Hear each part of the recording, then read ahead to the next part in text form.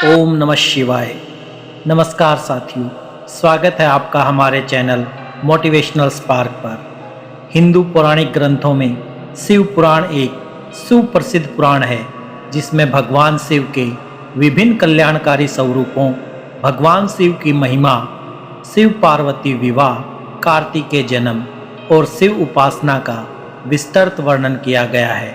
भगवान शिव की लीलाओं तथा कथाओं के अतिरिक्त इस पुराण में विभिन्न प्रकार की पूजा पद्धतियों और ज्ञानप्रद शिक्षाओं का उल्लेख भी किया गया है।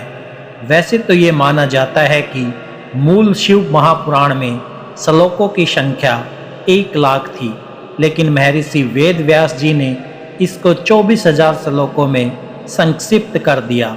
श्री शिव महापुराण एक ऐसा पुराण है हिंदू धर्म में, जो कि 18 पुराणों में से सबसे अधिक बार पढ़ा जाने वाला ग्रंथ है। श्री शिव पुराण पढ़ने का जो महत्व है उसे बताया नहीं जा सकता। ये ग्रंथ हिंदू भगवान श्री सदाशिव जी और माता पार्वती के आसपास केंद्रित है। इसका उपदेश स्वयं भगवान शिव ने ही किया है।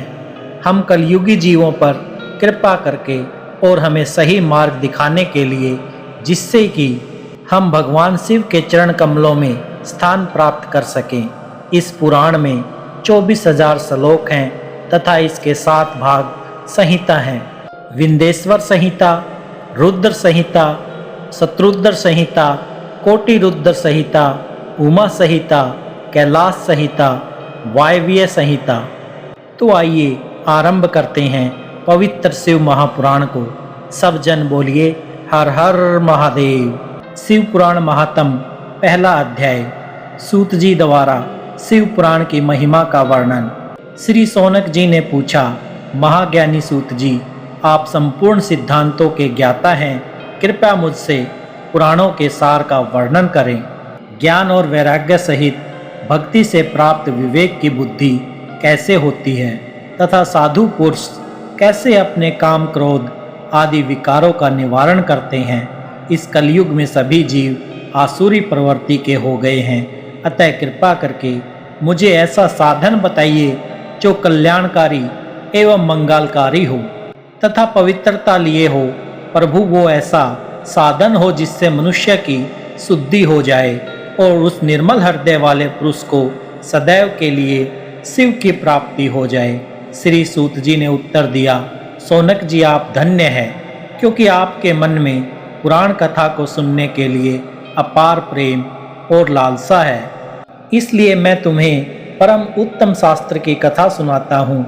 वत्स, संपूर्ण सिद्धांत से संपन्न भक्ति को बढ़ाने वाला तथा शिवजी को संतुष्ट करने वाला अमृत के समान दिव्य शास्त्र है शिव पुराण। इसका पूर्व काल में शिवजी ने ही प्रवचन किया था। गुरुदेव वेद व्यास जी ने सनत कुमार मुनि का उपदेश पाकर आदर पूर्वक इस पुराण की रचना की है। ये पुराण कलयुग में मनुष्यों के हित का परम साधन है। शिव पुराण परम उत्तम शास्त्र है। इस पृथ्वी लोक में सभी मनुष्यों को भगवान शिव के विशाल स्वरूप को समझना चाहिए। इसे पढ़ना और सुनना सर्व साधन है। ये मन वांछित फलों को देने वाला है। इससे मनुष्य निष्पाप हो जाता है तथा इस लोक में सभी सुखों का उपभोग करके अंत में शिवलोक को प्राप्त करता है। शिव पुराण महात्म्य का पहला अध्याय संपन्न हुआ। दूसरा अध्याय, देवराज को शिवलोक के प्रति चंचला का संसार से वैराग्य।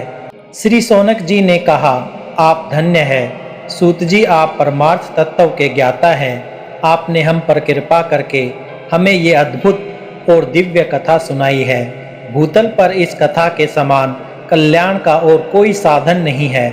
आपकी कृपा से ये बात हमने समझ ली है। सूत जी, इस कथा के द्वारा कौन से पापी शुद्ध होते हैं, उन्हें कृपा पूर्वक बताकर इस जगत को कृतार्थ कीजिए। सूत जी बोले, जो मनुष्य पाप, दुराचार तथा काम, क्रोध, लोभ में निरंतर डूबे रहते हैं, वे भी शिव पुराण पढ़ने अथवा सुनने से शुद्ध हो जाते हैं तथा उनके पापों का पूर्णतः नाश हो जाता है। इस विषय में मैं तुम्हें एक कथा सुनाता हूँ, देवराज ब्राह्मण की कथा। बहुत पहले की बात है। किरातों के नगर में देवराज नाम का एक ब्राह्मण रहता था।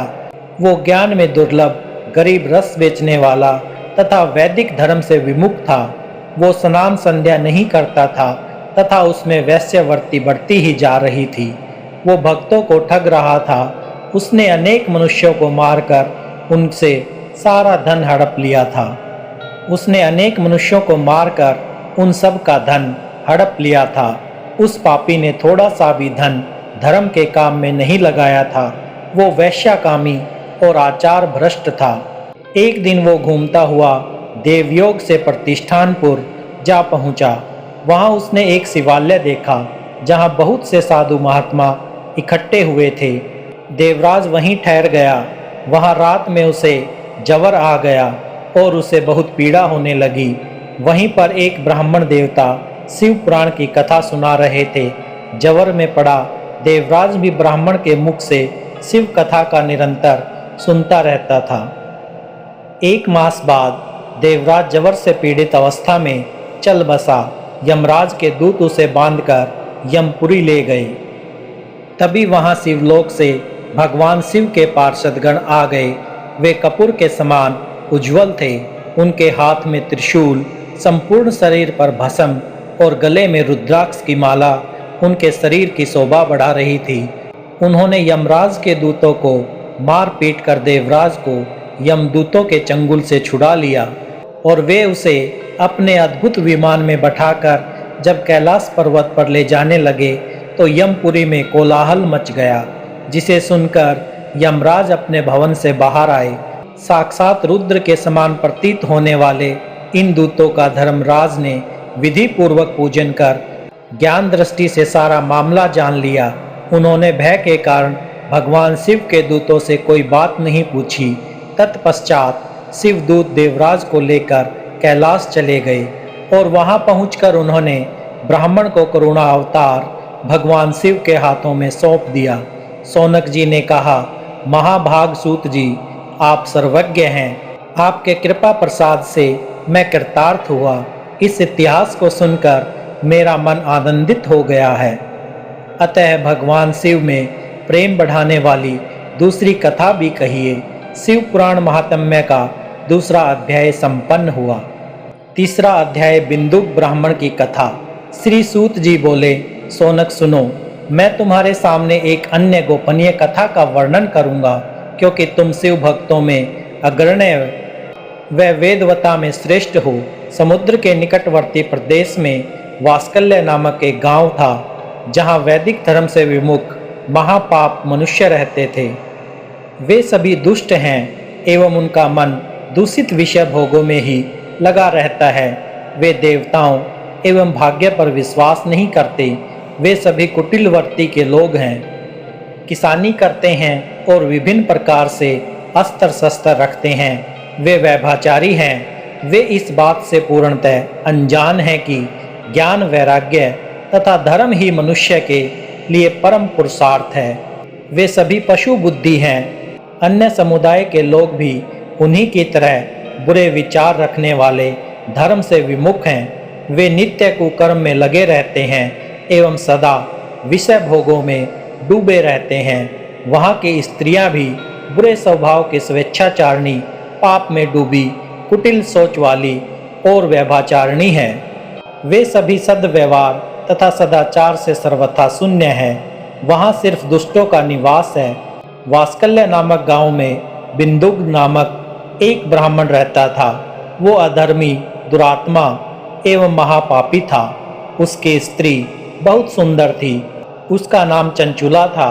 वो सदा उत्तम धर्म का पालन करती थी, परंतु बिंदुक महापापी था। इस तरह को कर्म करते हुए बहुत समय व्यतीत हो गया। उसकी स्त्री काम से पीड़ित होने पर भी स्वधर्म नाश के भय से क्लेश सह कर भी काफी समय तक धर्म भ्रष्ट नहीं हुई, परंतु आगे चलकर वो भी अपने दुराचारी पति के आचरण से प्रभावित होकर दुराचार और अपने धर्म से विमुख हो गई। इस तरह दुराचार में डूबे हुए उन पति पत्नी का बहुत सा समय व्यर्थ बीत गया।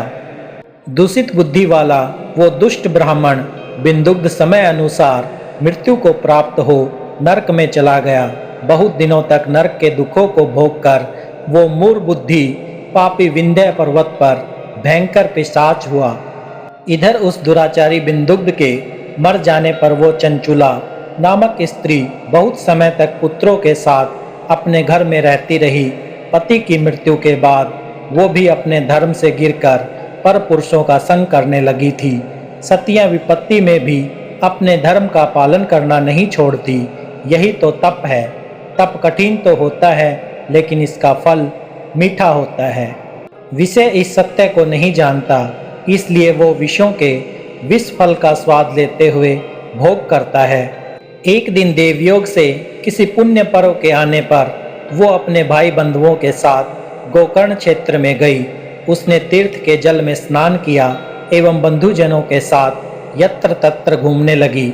घूमते घूमते वो एक देव मंदिर में गई। वहां उसने एक ब्राह्मण के मुख से भगवान शिव की परम पवित्र एवं मंगलकारी कथा सुनी। कथावाचक ब्राह्मण कह रहे थे कि जो स्त्रियां व्यभिचारी करती हैं वे मरने के बाद जब यमलोक जाती हैं तब यमराज के दूत उन्हें तरह तरह की यातनाएं देते हैं। वे उसके कामागर दंड से दाग है, तप्त लोह के पुरुष से उसका संसर्ग कराते हैं। ये सारे दंड इतनी वेदना देने वाले होते हैं कि जीव पुकार पुकार कर कहता है कि अब वो ऐसा नहीं करेगा, लेकिन यमदूत उसे छोड़ते नहीं। कर्मों का फल तो सभी को भोगना पड़ता है। देव ऋषि मनुष्य सभी इससे बंधे हुए हैं। ब्राह्मण के मुख से ये वैराग्य बढ़ाने वाली कथा सुनकर चंचुला भय से व्याकुल हो गई। कथा समाप्त होने पर सभी लोग वहां से चले गए। तब कथा बाँचने वाले ब्राह्मण देवता से चंचुला ने कहा, धर्म को न जानने के कारण मेरे द्वारा बहुत बुरा दुराचार हुआ है। स्वामी मेरे ऊपर कृपा कर मेरा उद्धार कीजिए।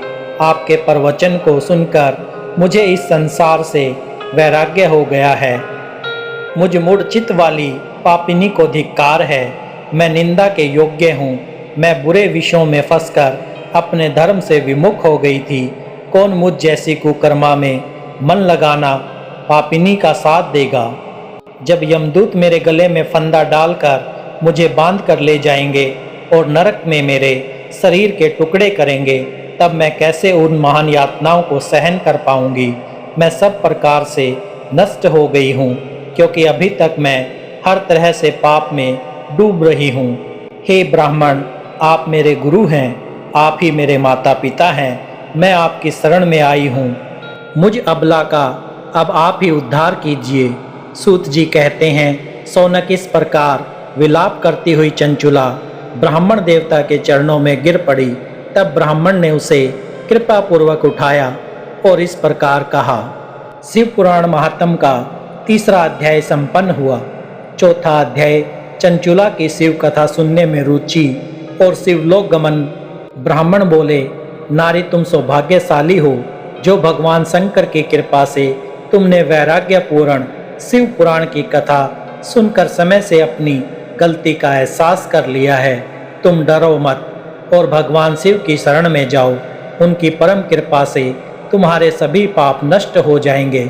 मैं तुम्हें भगवान शिव की कथा सहित वो मार्ग बताऊंगा जिसके द्वारा तुम्हें सुख देने वाली उत्तम गति प्राप्त होगी।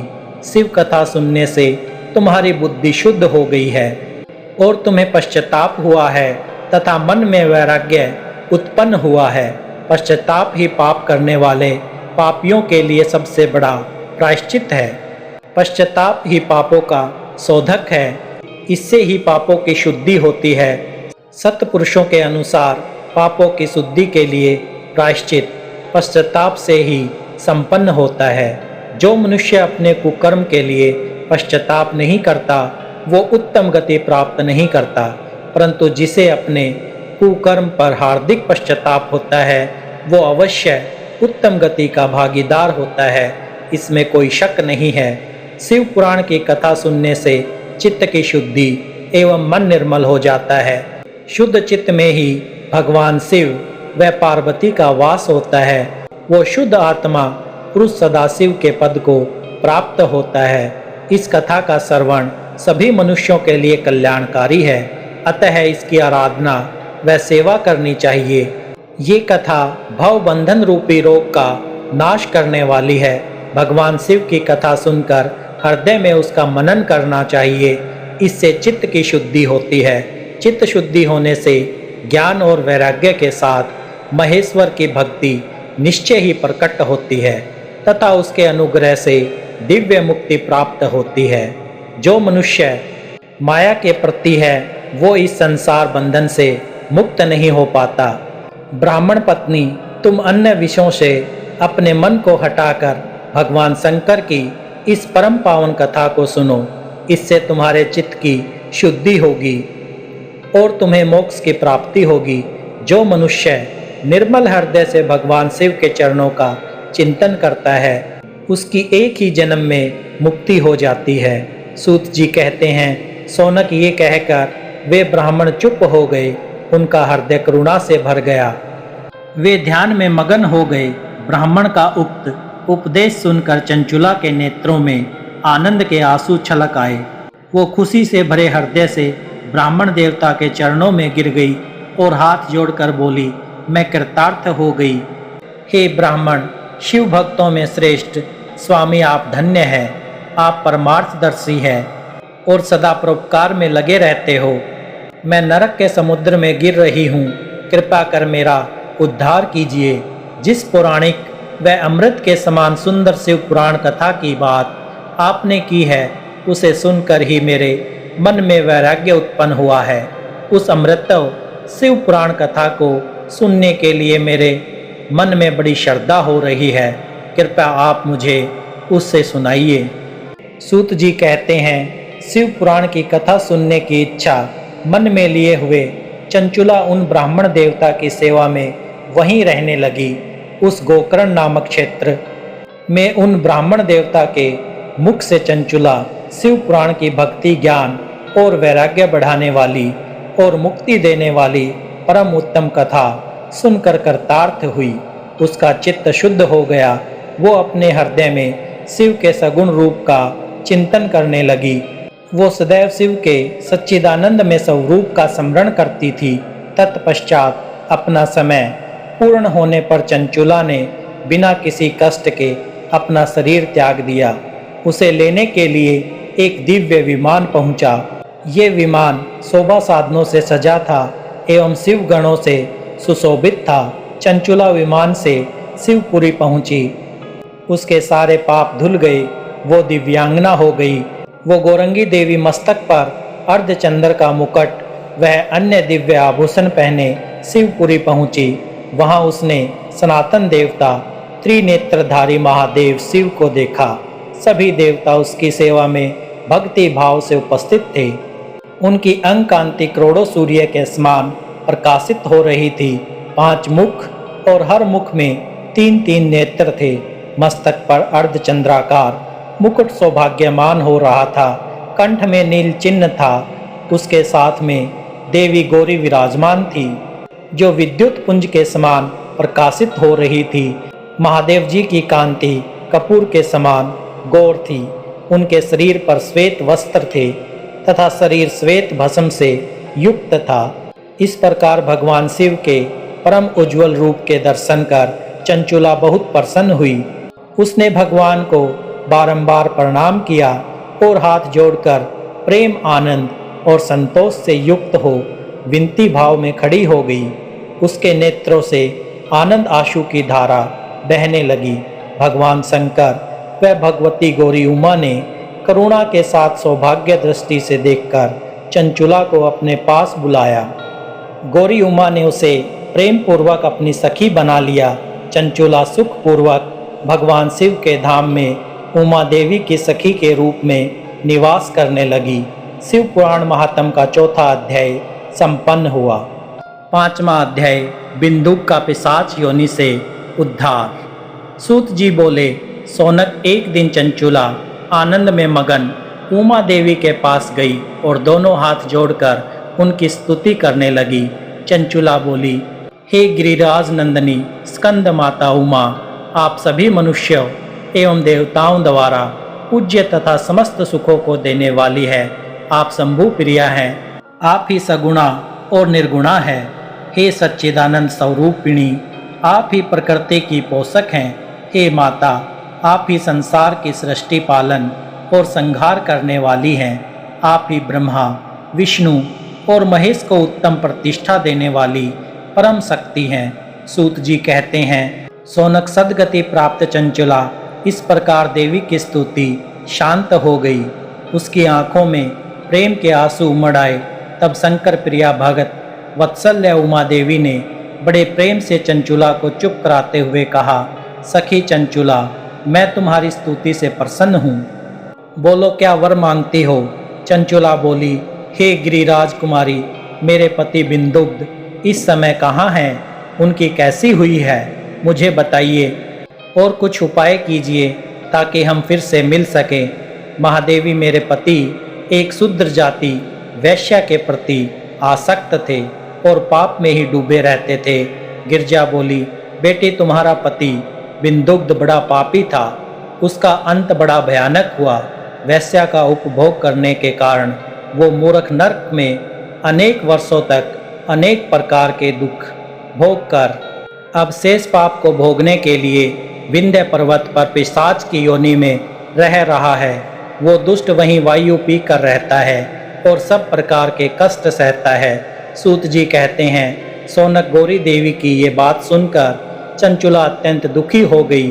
फिर मन को किसी तरह स्थिर करती हुई दुखी हृदय से माँ गौरी से उसने एक बार फिर पूछा, हे महादेवी, मुझ पर कृपा कीजिए और मेरे पापी पति का अब उद्धार कर दीजिए। कृपा करके मुझे वो उपाय बताइए जिससे मेरे पति को उत्तम गति प्राप्त हो सके। गौरी देवी ने कहा, यदि तुम्हारा पति बिंदुग्ध शिव पुराण की पुण्य उत्तम कथा सुने तो वो इस दुर्गति को पार करके उत्तम गति का भागी हो सकता है। अमृत के समान मधुर गौरी देवी का ये वचन सुनकर चंचुला ने दोनों हाथ जोड़कर मस्तक झुकाकर उन्हें बारंबार प्रणाम किया तथा प्रार्थना की कि मेरे पति को शिव पुराण सुनाने के लिए व्यवस्था कीजिए। ब्राह्मण पत्नी चंचुला के बार बार प्रार्थना करने पर शिव प्रिया गौरी ने भगवान शिव की महिमा का गान करने वाले गंधर्वराज तंबूरों को बुलाकर कहा, तंबूरो, तुम्हारी भगवान शिव में प्रति है। तुम मेरे मन की सभी बातें जानकर मेरे कार्यों को सिद्ध करते हो। तुम मेरी इस सखी के साथ विंध्य पर जाओ। वहाँ एक महाघोर और भयानक पिशाच रहता है। पूर्व जन्म में वो पिशाच बिंदुग्ध नामक ब्राह्मण मेरी इसी सखी चंचुला का पति था। वो वेश्या हो गया। उसने स्नान संध्या आदि नित्य कर्म करने छोड़ दिए, अपवित्र रहने लगा। क्रोध के कारण उसकी बुद्धि भ्रष्ट हो गई। दुर्जन व्यक्तियों से उसकी मित्रता तथा सज्जनों से द्वेष बढ़ गया था। वो अस्त्र शस्त्र में अहिंसा करता, लोगों को सताता और उनके घरों में आग लगा देता था। चंडालों से दोस्ती करता। वो रोज वेश्या के पास जाता था। पत्नी का त्याग कर दुष्ट लोगों की दोस्ती कर उन्हीं के संपर्क में रहता था। वो मृत्यु तक दुराचार में फंसा रहा। मृत्यु के बाद उसे पापियों के भोग स्थान यमपुरी ले जाया गया। वहाँ घोर नरकों को सहकर इस समय वो विंध्य पर्वत पर पिशाच बनकर रह रहा है और पापों का फल भोग रहा है। तुम उसके सामने परम पुण्य पापों को नाश करने वाली शिव पुराण की दिव्य कथा का प्रवचन करो। कथा को सुनने से उसका हृदय सभी पापों से मुक्त होकर शुद्ध हो जाएगा और वो प्रेत योनि से मुक्त हो जाएगा। दुर्गति मुक्त होने पर उस बिंदुग्ध नामक पिशाच को विमान में बैठाकर तुम भगवान शिव के पास ले आना। सूत जी कहते हैं, सोनक माँ उमा का आदेश पाकर गंधर्वराज तंबूरो प्रसन्नता पूर्वक अपने भाग्य की सराहना करते हुए चंचुला को साथ लेकर विमान से पिशाच के निवास स्थान विंध्य पर्वत पर गया। वहां पहुंचकर उसने उस विकराल आकृति वाले पिशाच को देखा। उसका शरीर विशाल था, उसकी दाढ़ी बड़ी हुई थी। वो कभी हंसता, कभी रोता और कभी उछलता था। महाबली तंबूरों ने बिंदुग्ध नामक पिशाच को पासों से बांध लिया। उसके पश्चात तंबुग्ध ने शिव पुराण की कथा बाँचने के लिए स्थान तलाश कर मंडप की रचना की। शीघ्र ही इस बात का पता लोगों को चल गया कि एक पिशाच के उत्थान हेतु देवी पार्वती की आज्ञा से तंबूरो शिव पुराण की अमृत कथा को सुनाने विंध्य पर्वत पर आए हैं। उस कथा को सुनने के लोभ से बहुत से देव ऋषि वहां पहुंच गए। सभी को आदर पूर्वक स्थान दिया गया। पिशाच बिंदुक्त को पासों में बांधकर आसन पर बिठाया गया और तब तुम्बुरो ने परम उत्तम शिव पुराण की अमृत कथा का गान शुरू किया। उसने पहली विंध्येश्वर संहिता से लेकर 7वीं वायु संहिता तक शिव पुराण की कथा का स्पष्ट वर्णन किया। सातों संहिताओं सहित शिव पुराण को सुनकर सभी श्रोता कृतार्थ हो गए। परम पुण्य शिव पुराण को सुनकर पिशाच सभी पापों से मुक्त हो गया और उसने पिशाच शरीर का त्याग कर दिया। शीघ्र ही उसका रूप दिव्य हो गया। उसका शरीर गौरवर्ण का हो गया। शरीर पर श्वेत वस्त्र एवं पुरुषों के आभूषण आ गए।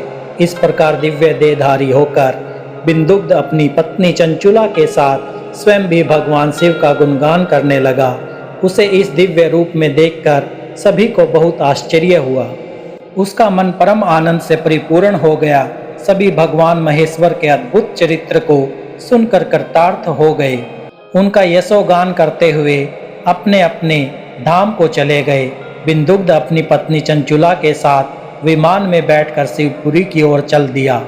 महेश्वर के गुणों का गुणगान करता हुआ बिंदुग्ध अपनी पत्नी चंचुला व तुम्बुरो के साथ शीघ्र ही शिवधाम पहुंच गया।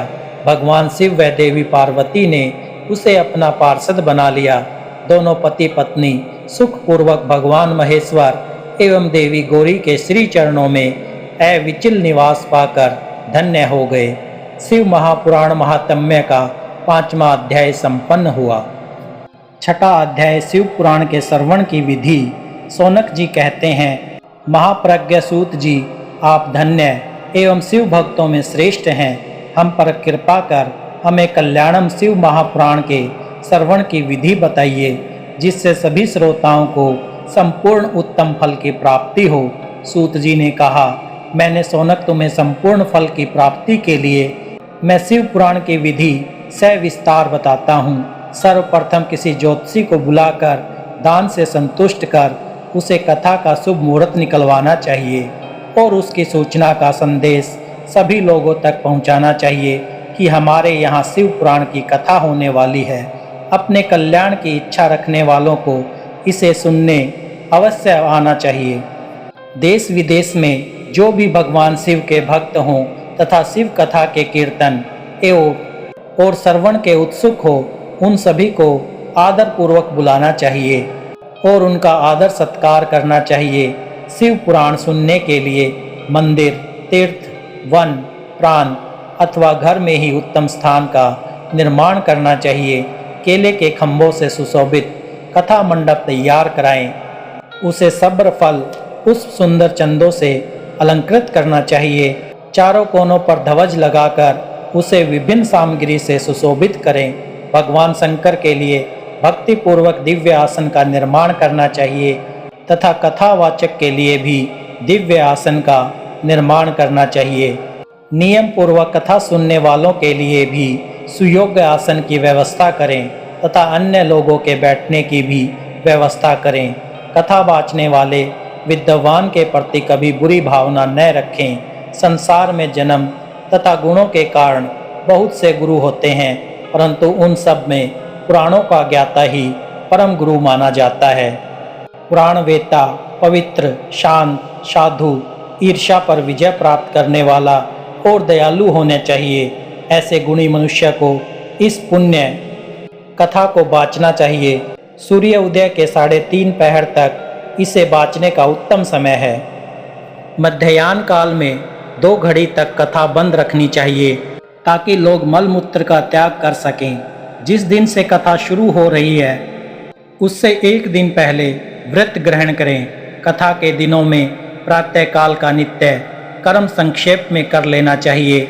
वक्ता के पास उसकी सहायता हेतु एक विद्वान व्यक्ति को बैठाना चाहिए जो कि सब प्रकार के संशय को दूर कर लोगों को समझाने में कुशल हो।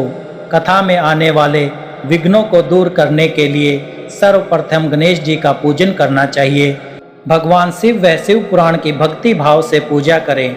तत्पश्चात श्रोतागण तन मन से शुद्ध होकर आदरपूर्वक शिव पुराण की कथा सुने। जो वक्ता और श्रोता अनेक प्रकार के कर्मों से भटक रहे हो, काम 6 विकारों से युक्त हो, वे पुण्य के भागी नहीं हो सकते। जो मनुष्य अपनी सभी चिंताओं को भूलकर कथा में मन लगाते हैं, उन्हें शुद्ध बुद्धि मनुष्य को उत्तम फल की प्राप्ति होती है। शिव पुराण महात्म्य का 6वां अध्याय संपन्न हुआ। 7वां अध्याय श्रोताओं द्वारा पालन किए जाने वाले नियम। सूत जी बोले, सौनक, शिव पुराण सुनने का व्रत लेने वाले पुरुषों के लिए जो नियम है उन्हें भक्ति पूर्वक सुनो। शिव पुराण की पुण्य कथा नियम पूर्वक सुनने से बिना किसी विघ्न बाधा के उत्तम फल की प्राप्ति होती है। दीक्षा रहित मनुष्य को कथा सुनने का अधिकार नहीं है, अतः पहले वक्ता से दीक्षा ग्रहण करनी चाहिए। नियम पूर्वक कथा सुनने वाले मनुष्य को ब्रह्मचर्य का अच्छी तरह से पालन करना चाहिए।